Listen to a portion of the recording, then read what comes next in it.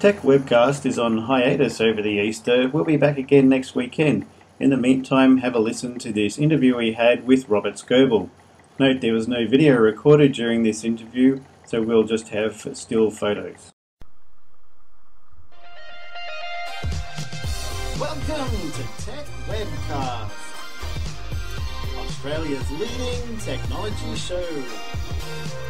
Download our iPhone app, www.techwebcast.info.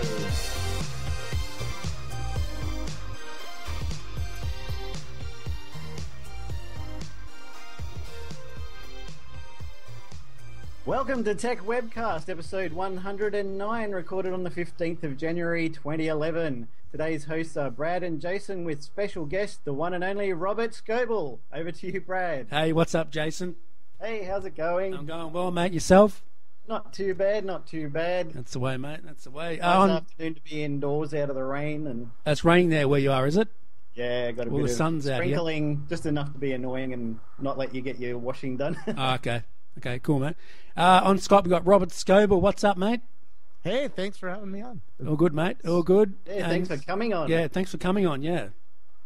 I think you're one of the famous people we've ever actually had on before. The most famous one. Well, that's a pretty low bar there. So yeah, we limbo a lot here. Yeah. We're down under. Yeah.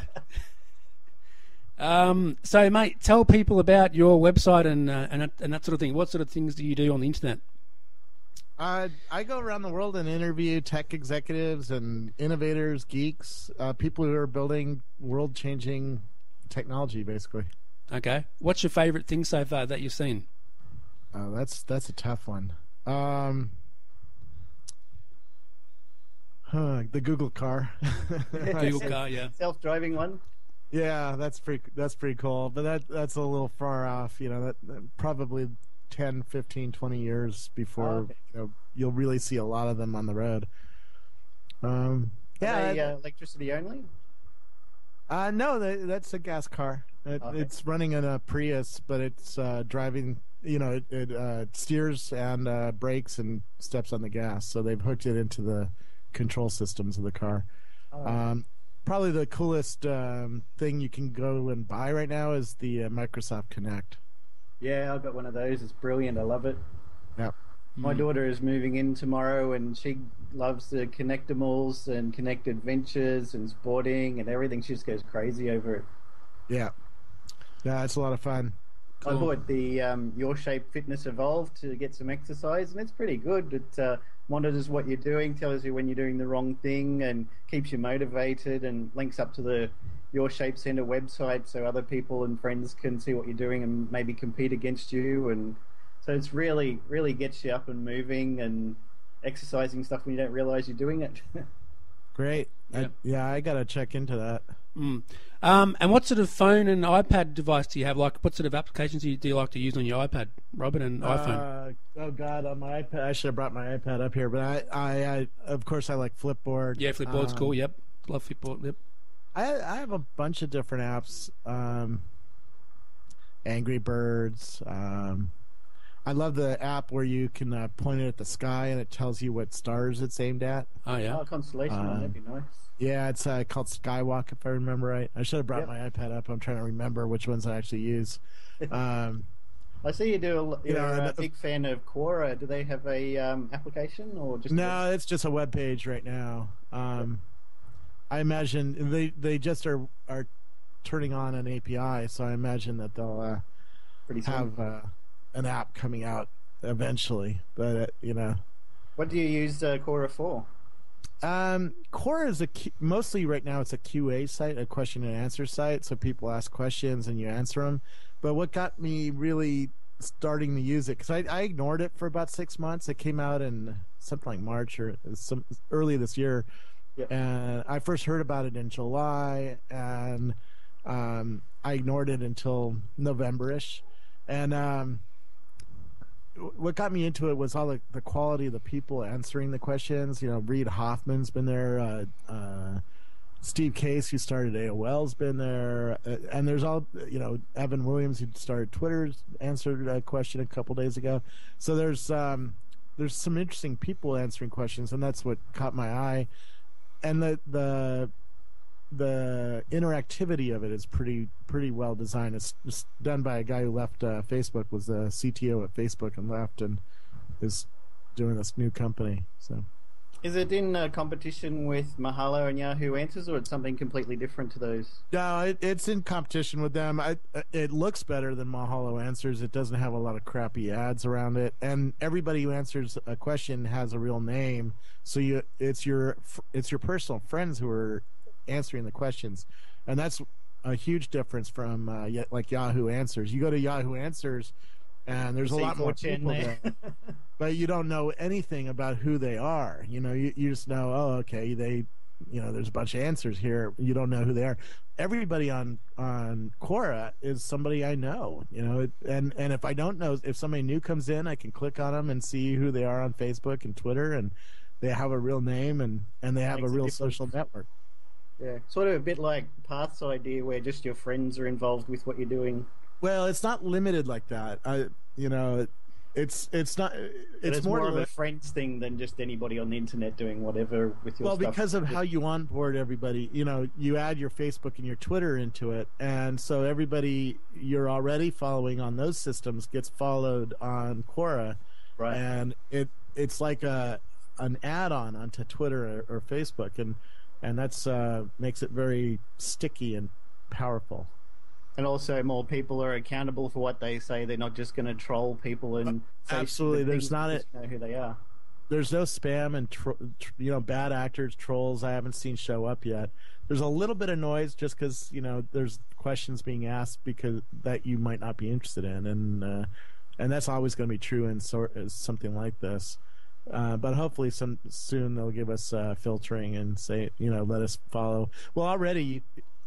You have a choice of who you follow or topics you follow. So if you only want to see questions about wine, just follow the wine topic. Don't follow any people. And if you only want to see questions from a small group of people, just add 5 people into it, and don't be like me and add 4,000. If you follow wine, you might see a lot of posts from John C. Dvorak or something on there. Well, or the wine ones aren't. I'm watching one, but it hasn't gone mainstream yet, so it hasn't gotten good answers yet in a lot of topics. Right now, it's really good about startups, entrepreneurialism, technology. It's all the geeks who are using it, the early adopter types, and it feels a lot like Twitter did in the first year. Getting a little bit of traction. Oh, it's getting a lot. I'm getting 500 new followers a day right now. So there's a lot of people checking it out, and it's starting to become not so early adopter. It's I'm starting to see some questions like about cigars. There's one on my screen right now. Where can I find American-made knives? And so you can tell the questions are broadening out from just geeky stuff.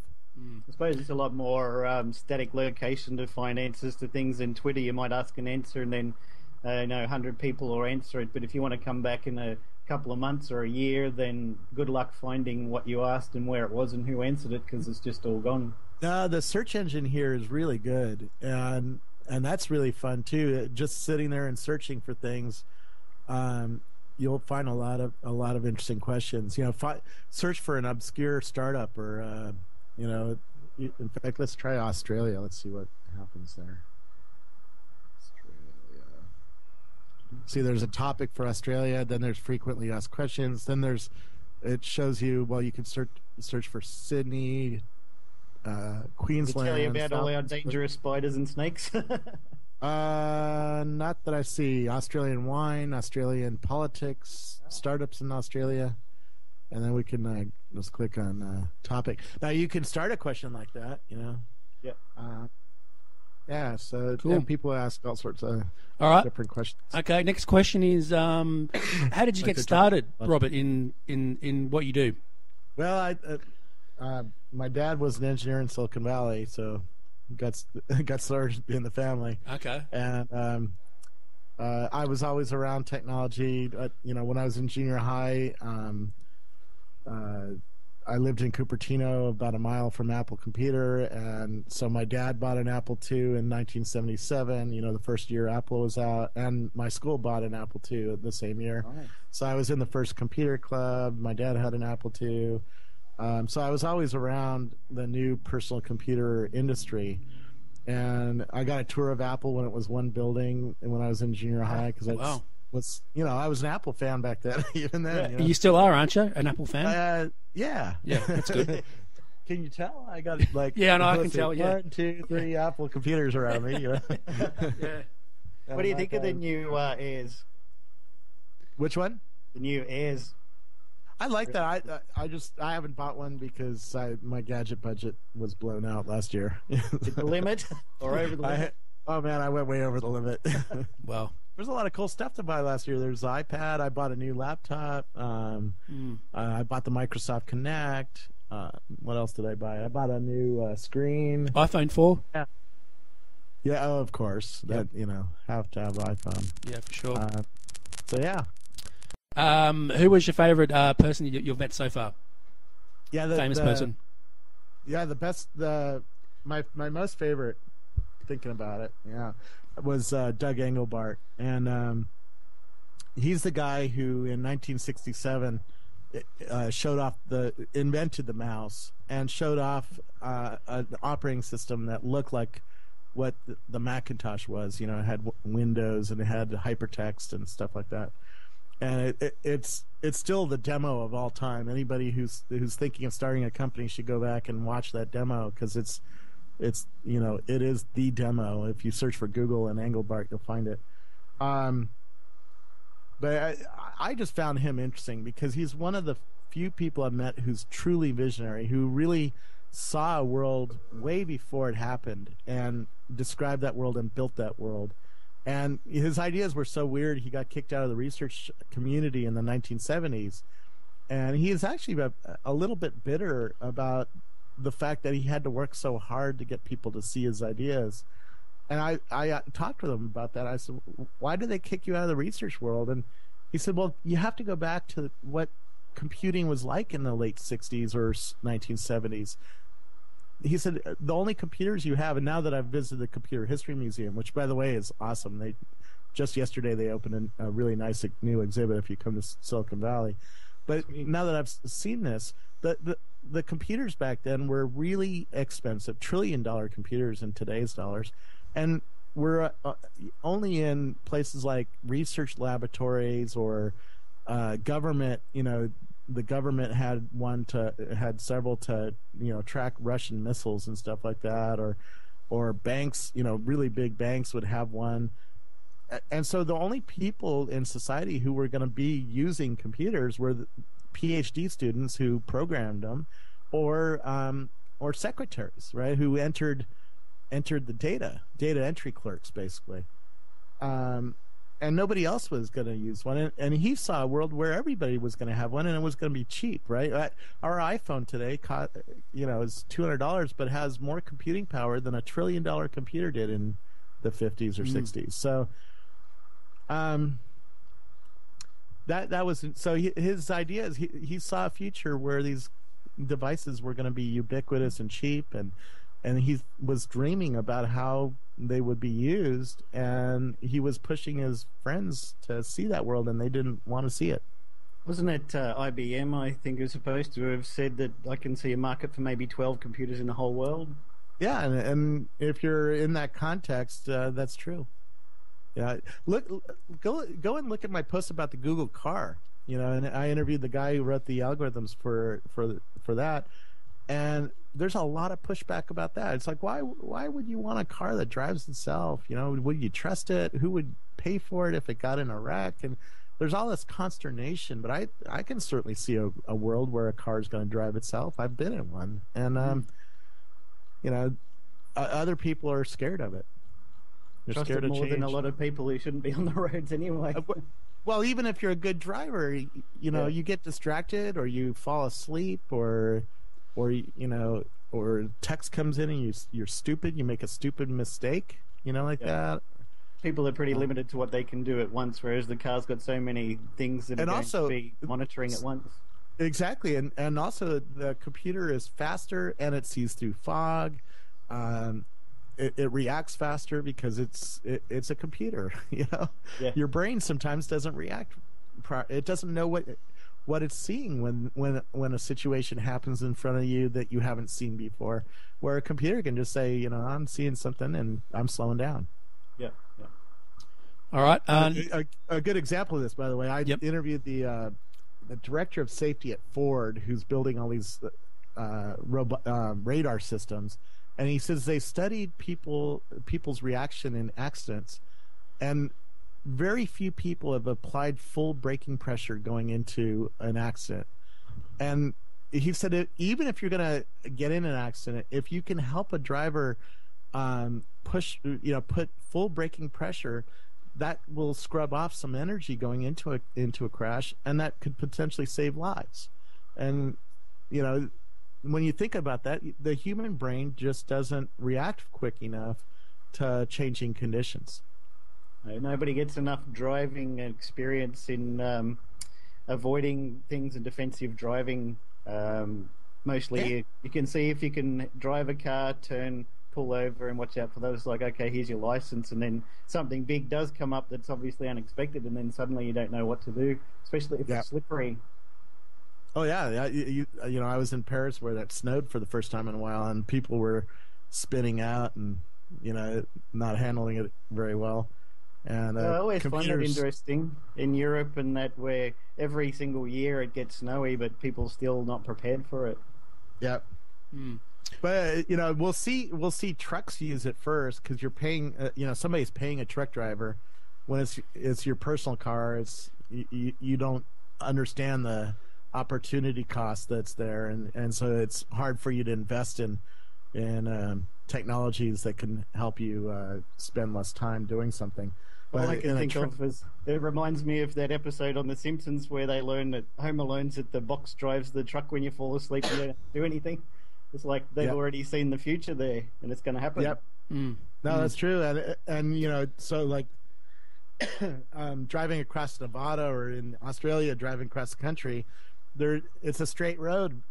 It's no fun to drive that. You know, why can't you set your car to drive across or your truck and go to sleep? You know, play games with the kids, or watch a video, or kids, or read watch your DVD. Yeah, you know, watch a movie. You know, there's all sorts of stuff you can do to get time back. But if you're paying a truck driver who's doing it every single day because he's driving across the country, you know, then it actually costs money, and you can actually make a return on investment by investing a $200,000 device and putting it in the truck, and you'll get money back. And that's why you'll see it first in some trucks like that, you know, that drive cross country. Plus, the insurance costs will go down because the wreckage will, you know, they'll be safer, and they'll have fewer accidents. You know, the truck drivers won't be dragged out, you know, trying to cross the country. For sure. All right, next question, Robert, to you, mate. Have you got an iPhone app out yourself for your what you do? Yeah, Mobile Roadie, a company. Mobile Roadie makes apps for like conferences and musicians and celebrities and stuff like that. And they made me an app, and it's available on all sorts of platforms now. They made me an iPhone, an Android, a BlackBerry, a Nokia one. Nice. So what does it do? Not much. Has your videos and websites. Good answer. Yeah, it has Twitter, so you can see my latest tweets, see my latest events, because they've hooked into Plancast and pulled out all the events that I go to, and you can see all my blogs and my photos from Flickr and my videos from YouTube, that kind of thing. All right, check it out. Favorite thing at CES you've seen this year? Well, that's a tough one. I think the coolest thing was some eyeglasses that were had a liquid crystal in them. So if you need bifocals and you have trouble focusing near and far, you touch the rim of the glasses, and it refocuses the lens for near sight. So that was pretty cool, but hard to really see, and you know, it doesn't hit everybody. The device of the year was the Motorola Zoom, which is an Android-based tablet. I've heard about that. Same. Yeah, I mean, it's a nice tablet, good screen, good speed. It has an HDMI port, so you can project off of it. It's got honeycomb. Yeah, it's running the newest Google Chrome OS. And What do you think of that compared to the Playbook?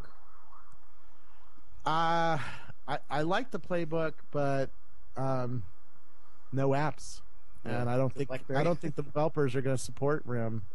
Yeah. Based on what if they had one of those applications, platforms that let you do for multiple things you might do for iPhone and Android, and if it also can output for Playbook, then yeah, you might as well click it. But it's not like they're going to go, oh, let's drop iPhone and let's drop the Android and we'll do just Playbook stuff.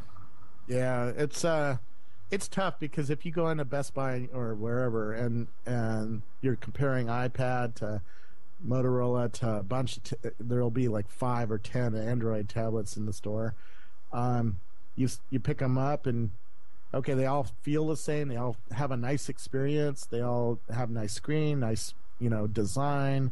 Apple might in your head be better as a brand, but let's assume you don't care about that. You care about price maybe. But then you start doing, well, the iPad has all these cool apps. It has, Netflix and, that Sky app that I was talking about and games and da-da-da-da.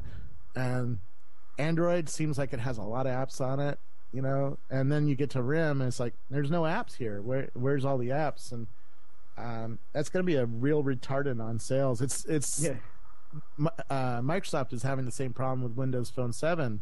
It's a great OS. It's finally, they did what they needed to. They rebuilt the OS from scratch and really did a nice job on it. It feels nice to use it. It has, a nice phone and nice features, but it has no apps. It has 6,000 apps where iPhone has 500,000. And a lot of those they had to pay developers to port over to them too, didn't they? Exactly. So if your local bank has an iPhone app and it doesn't have a Windows Phone 7 app, you're going to buy an iPhone. Or you're going to buy an Android because there's lots of apps on the Android. And a lot of people would be thinking the Playbook is going to be business because that's what the attachment to the BlackBerry name is, really, isn't it? Yeah. Now, some people say, well, apps don't matter. There's still a lot of users who don't care about apps, but I'd say that's bullshit. Even if you don't care about apps, you still, you're going to ask your friends, which phone should I buy? You should buy this iPhone because it has Angry Birds on it. And it's like, you're still going to buy it. You're still going to use Angry Birds, or you're going to, want Facebook or, an email app or something. I don't get it. And then if you start getting into the app world, you're going to be really disappointed if you're not on a platform with a lot of apps. What did you think? Was your opinion of CES in all? Great networking, but nothing really groundbreaking there that I saw. More of the same. Yeah, it's iteration. The TVs were better, bigger, faster, sharper, and better 3D, 3D glasses. You saw a few gadgets that are cool, like those glasses the eyeglasses I was talking about. The tablets, there was 35 tablets, but they were all copies of the iPad, let's be honest. And so it was sort of that kind of show. It's like, why am I so? Where's something to get really excited and hot and bothered about? And Microsoft Connect was it, but that came out last year, so it wasn't new. Did you get to experience any of the 3D TVs that don't require glasses? A few of them, and they're starting to look pretty good, but you still have to be in a certain spot. It has a sweet spot because of the way the optical 3D works, and it's still not as good as a really good 3D TV with the glasses on. I've heard people say just wait for 4K TV and then nobody cares about 3D anymore and it'll just fade away. I don't agree with that because, people still wait in line for the IMAX, to watch the latest 3D movies. There's still, when you see 3D, it still is, it's like, wow, that looks cool. The problem is, a lot of us just bought HD TVs in the last couple of years because, that was a hot thing to do. So I'm I'm not ready to throw away my TV, and I'm not ready to spend another $2 or $3 on one. And so, and there's no content. There's not a push to, even if I was excited about 3D, which I'm sort of excited about it. There's no. I watch. There's 3 shows a week on. It's like okay. There's no movies to watch, and the big question then is, which 3D technology do you lock yourself into? It's like VHS and Beta all over again. Well, that's less of a. The TVs now are pretty compatible with 3D. I don't think you have to worry about a format war. You might have to worry about how much you're paying for the TV because the quality is better on the better ones. But do you need specific glasses depending on what 3D technology? Yeah, they're pretty much all using the same kind of glass. The polarized, not the polarized, the LCD lens glasses. They're all pretty much using the same kind of glasses now. If you don't get the good glasses, the good set, it seems like the entire industry was using the same technology for the glasses. So that's some good news then. That was one thing that I was concerned about, whether you're going to get the left-right polarized or the circular polarized, lenticular, or what. Yeah, and maybe there's a problem there. I didn't sense it. It seemed like everybody was using the same system. Anyways, it doesn't matter. The over-the-air content will play on all the sets. It's not like Blu-ray versus DVD or Blu-ray versus HD DVD, something like that. You're going to be able to watch the content no matter what 3D TV you buy. Do you use a TiVo at home, Robert? A TV or TiVo? TiVo. I have a recorder on my cable box, but it's not a TiVo branded one. Have you used one before? I've used a TiVo, but not for a long time, because all the cable systems I hook onto don't use TiVos. Okay. I think it's starting to get popular here. I've just bought one a few months ago for $600. Now they're $500, plus they throw in a lot of free things like the Wi-Fi card, an extra $100 worth of download credits and things like that. So I think it might pick up a bit here. It's just a lot simpler than the other devices and easier for upgrades. It all does it automatically for you. I like that kind of thing. Yeah, I agree. Yeah, I haven't really looked. The DVR that I have works good enough, and that's it. If I'm buying more devices, it's the Xbox, it's the Apple TV, the Roku box. Yeah, save your budget this year for the iPad 2 and for the iPhone 5. Of course. What's going to be in the Verizon phone? I'm buying a Verizon phone too. For sure, mate. iPhone? I'm buying that first day. I'll pay an extra. Doesn't matter that somebody calls and knocks you off the internet. Calls it what? Sorry. Somebody calls you and it knocks you off the internet because you can't do 2 at once. Yeah, we'll see. Yeah. It probably does because I do that a lot. But I'm probably going to keep my AT&T phone, so we'll see.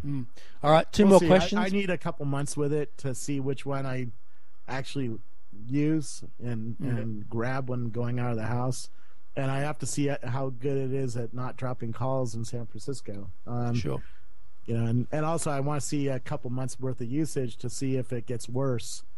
After a bunch of iPhone users come into the system. Yeah. All right, 2 more questions. What do you want to see in the iPhone 5 and the iPad 2? iPad 2 is clearly going to have 2 cameras, which will let you do Skype and all sorts of fun stuff. It'll have a higher res screen. It'll probably be thinner. It'll probably be faster. I'd like it to project better, especially now that the systems like Prezi and Slide Rocket are supporting the iPad. Executives want to take the iPad into a conference room, hook it up to a projector, and project off of it and give a presentation. And it's a great platform for doing that. The touch interface is really good for presentations. Even if you use something that looks like PowerPoint, you just slide through your slides with your finger.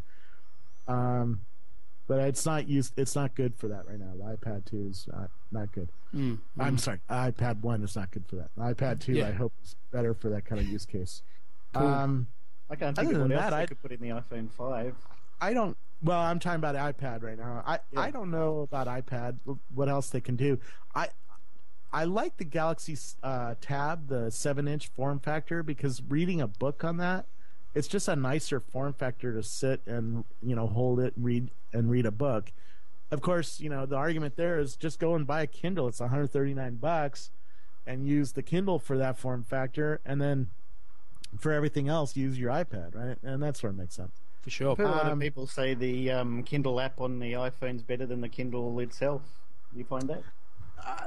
I do, because it's the screen refreshes faster, and I don't care about the reflective screen so much. I'm not reading a lot of books. I'm reading a lot of Twitter and a lot of YouTube and a lot of TED videos, and I just got a new ebook style thing on the iPad for the history of music, which is just beautiful, and it has a mixture of text and photos and videos. Or look at Auditorium, which does the same thing, mixture of text, video, and photos.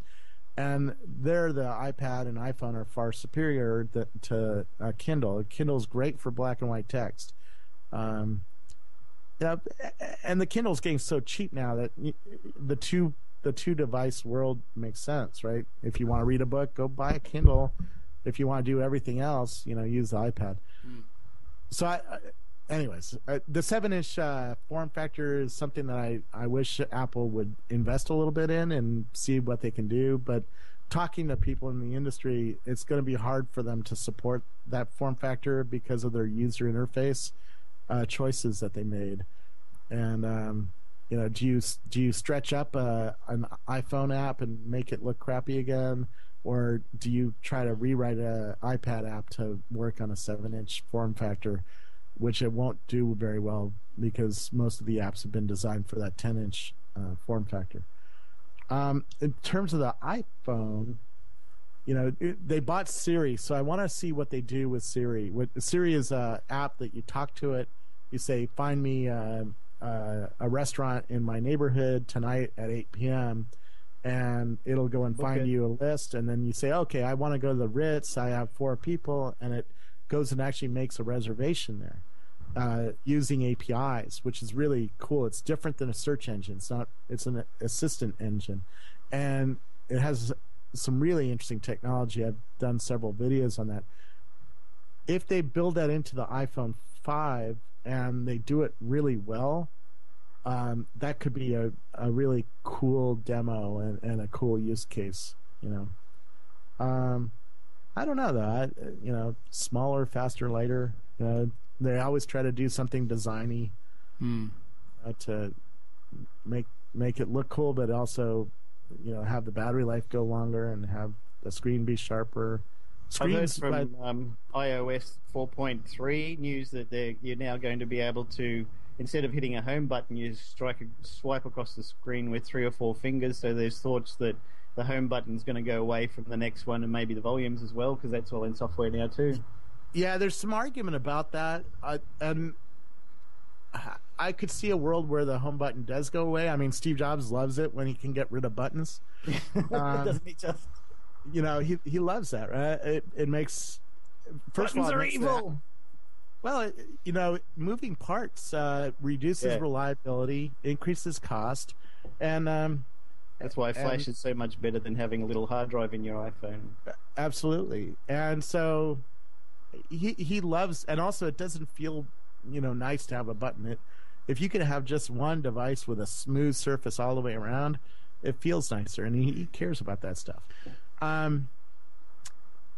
Where was I going though? The real advantage though, forget trying to get rid of the buttons, is if you're in Netflix and then somebody asks you a question and you want to go over to food spotting, it's a pain in the ass. You have to almost close down the app, by hitting the home button. Then you have to navigate to where food spotting was and click on that, right? With the new system, you can just swipe through the apps and find, I'm watching Netflix. Oh, I want to go to food spotting, and you just swipe through it, and voila, food spotting pops up. I think cardy like the Palm Yeah, it's totally to cut off the oxygen from HP, because HP bought Palm and has that card metaphor, and this lets them say, well, the HP doesn't have anything special anymore. It's in here. What do you need that for? Yep. Cool. All right. So, Jason, let's get into the news, mate. We're going to wrap this up because we're going over 30 minutes, mate. Well, I feel like we could skip the news this week since we've had such a good chat with. Is there any Robert. much news? Is there much news to talk about, or is that just a bit not much? I just found stuff, but I think it's more interesting what we've been talking. Yeah, for sure. About. I agree. Well, I agree. And a lot of it's like, I don't know. The top thing on Tech Meme right now is the future of the iPad 2, and we've been talking about that. So for sure, mate. For sure. We could talk about Google's video codec change, but we did that on the Gilmore Gang. So come over and download the Gilmore Gang. Yeah, there we go. Yeah. Free plug. All right, for sure. Okay, well, let's wrap this. We'll get a free plug on the Gilmore Gang, of course. Won't we? Yeah. All right, well, let's wrap this up, Jason, and say thanks to Robert. Where can they find you on the internet, Robert? Everywhere. Everywhere. Twitter and your website and Facebook and... Google Scobleizer and you'll find Yeah. Yeah, Quora, my blog, Twitter. Yep. Twitter's probably the best place because everything I do, I shove into Twitter. So cool, man. And you follow anyone on Twitter, is that correct? Anybody who's a geek. Cool. I do. I'm following 31,000 people, and so usually I follow people who were recommended by other people or recommended by Twitter. But I go through and look at their bio and look at their tweets and see, are they a techie? Are they writing about technology? Or and none of them are Britney or Lady Gaga. Well, I might be following Lady Gaga. We found his one favorite thing. Yep. Yep. No, I follow a few celebrities just to see what that world is like, but not many. So, all right. And Jason, where can they find you, mate, on the internet? JasonOakley.me and on Twitter, Warlock, WAULOK, and Brad. And Tech Cluster, Tech Webcast, and Facebook. Awesome. Thanks for coming on the show, Robert. Yeah, thank you, Robert. Thanks. Really it was a lot of fun. Thank you for coming on, mate. You're a legend, and make sure you follow him on Twitter, people, for more tech updates. Go do it. Go do it now. This is Tech Webcast. Computers, Technology, gadgets, and other geeky stuff. it's on iTunes, it's awesome. And it's from the future. Follow us at twitter.com/techwebcast, And On Facebook, and check techwebcast.info for info. Tech Webcast. Turn on, tune in, drop on.